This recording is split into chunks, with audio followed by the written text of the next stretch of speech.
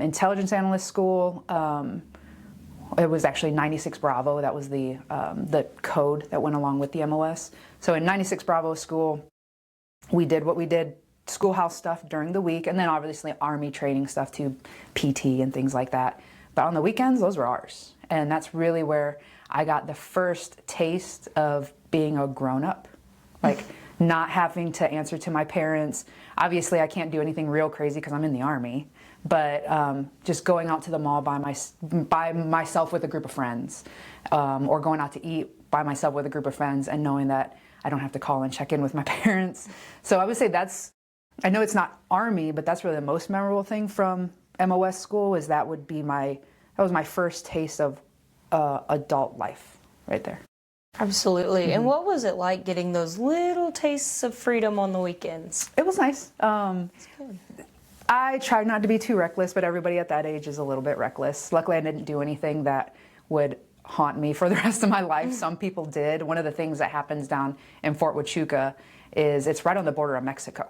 So Fort Huachuca is like, you have Arizona, you have Fort Huachuca right here, you have Mexico right here, there's mountain range right in between. And we were always told, do not go to Mexico. I never went to Mexico, but some people did. And they would go over there, they would get arrested or in trouble one way or another, and then they're out of the Army. So that early on in their career, the choice that they made pretty much ended it. Absolutely. Yeah, but I never did that, so. That's good, that's good. Was there a certain instructor or leader throughout your time that just really stood out to you? Throughout my training time? Mm-hmm. I mean, honestly, the drill sergeants, some of them were really just hard on everybody, but some of them you could tell that they were there doing their job and they didn't want you to hate your life, so they would, take it easy on you. I can't really name any names because it was so long ago. It's like, we're talking about 20 years ago for me, honestly. I graduated in 2005, and we're in 2025, so we're looking at 20 years ago.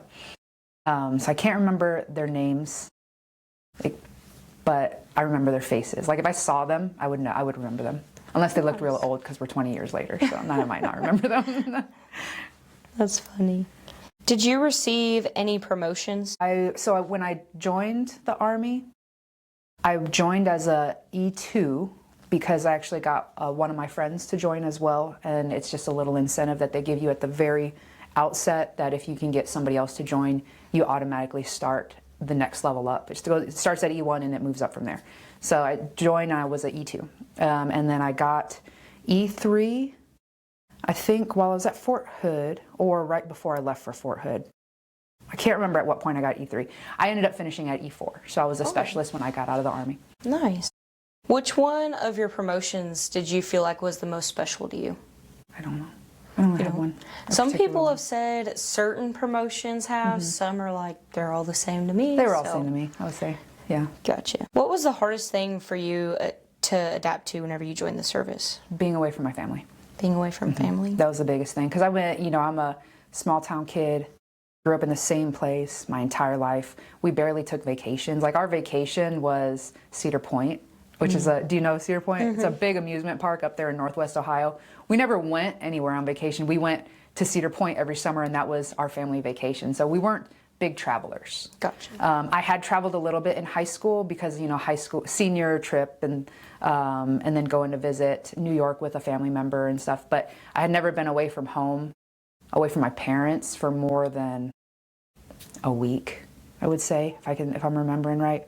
So going from never being away from them for a very long time to being away from them indefinitely because you don't know when the next time you're going to get to see them is, that was rough.